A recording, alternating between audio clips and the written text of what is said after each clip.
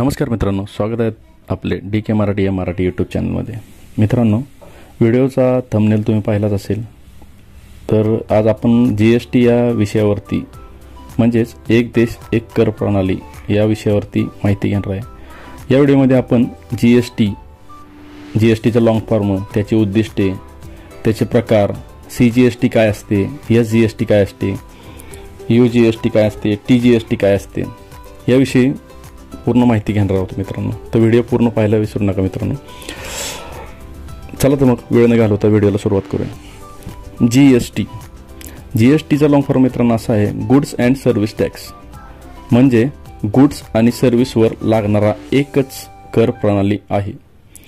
GST ही विविध अप्रत्यक्ष कर प्रणाली जसे watt, service tax, excise duty इत्यादींना एकत्र करून सुलभ आणि पारदर्शक कर प्रणाली तयार केली आहे। GSTचे जर मेन उद्दिष्ट पाहायचे ठरले तर एक देश एक कर असा आहे। संपूर्ण भारतात एकच आणि समान कर प्रणाली लागावी यासाठी GST लागू केली आहे। तसेच आर्थिक वाढीसला चालना मिळावी, कर भार कमी व्हावा यासाठी ही GSTचे उद्दिष्टे आहेत। वस्तू आणि सेवांवर विविध GST कर दर आकारले जातात, ज्यात 0%, 5%, 12%, 18% तसेच 28% यांचा समावेश आहे। तर काही वस्तूंना GST मधून सूट देण्यात आली आहे।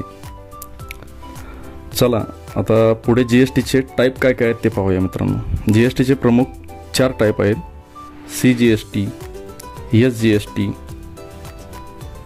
TGST आणि IGST।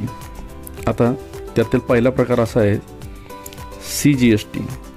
CGST मित्रांनो केंद्र सरकारकडून आकारला जातो। CGSTचा लॉंग फॉर्म आहे central goods and service tax. SGST हा कर राज्य सरकारकडून आकारला जातो, याला स्टेट गुड सर्व्हिस टॅक्स असे म्हणतात। CGST आणि SGST दोन्ही एकाच वेळी लागू होतात, दोन्ही रक्कम समान असतात, यामुळे केंद्र आणि राज्य सरकारला समान प्रमाणात महसूल मिळवता येतो मित्रांनो। तिसरा प्रकार आहे UGST, युनियन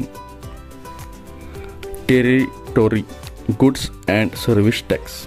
हा कर केंद्र सरकारकडून घेतला जातो, पण तो त्या संघराज्यामध्ये जसे दिल्ली, चंदीगड, दमण आणि लक्षद्वीप इत्यादी मध्ये लागू होतो। नंतरचा प्रकार आहे IGST, integrated goods and service tax. हा कर केंद्र सरकारकडून घेतला जातो, पण तो राज्यांदरम्यान म्हणजे इंट्रास्टेट वस्तू किंवा सेवा ट्रान्सफर केल्या तर त्यावर तो लागू होतो मित्रांनो। अशी होती GSTची माहिती। जर तुम्हाला व्हिडिओ आवडला असेल तर प्रोत्साहन देण्यासाठी व्हिडिओ शेअर करा, लाईक करा आणि चॅनल सबस्क्राईब करू द्या विसरू नका मित्रांनो। अशाच माहितीपूर्ण व्हिडिओसाठी जोडून राहा DK मराठी या चॅनलसोबत।